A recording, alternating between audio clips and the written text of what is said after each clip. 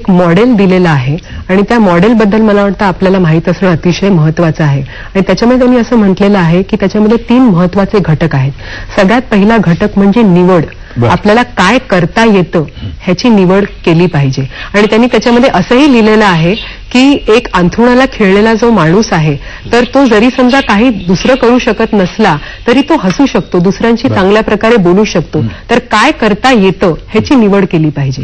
दुसरी महत्वाची गोष्ट म्हणजे त्याचं सबलीकरण केलं पाहिजे. मला जे येतं त्याच्यावर आपण जास्ती त्याला स्ट्रॉंग बनवण्याचा प्रयत्न केला पाहिजे. आणि तिसरा महत्वाचा घटक म्हणजे कॉम्पन्सेशन. म्हणजे मला जे करता येत नाही ते करण्यासाठी काही स्ट्रॅटेजीजचा आपण वापर करू शकतो का ह्याचा आपण विचार केला पाहिजे. जर मला व्यवस्थित चालता येत नाही तर मी काठीचा वापर करते. आणि त्याच्याच बरोबर एक त्यांनी म्हणजे खूप सुंदर उदाहरण अल्बर्ट श्वाइत्झर. आपण एक दूरध्वनी घेऊ मग आपण बोलूया. डॉक्टर सचिन गुरव, लातूर. बोला डॉक्टर, बोला.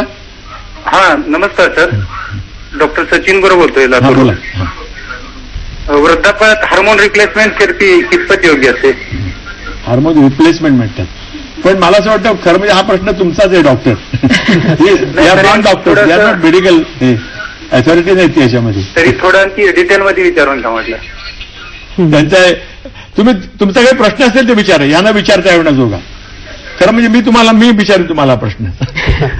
You are a doctor basically.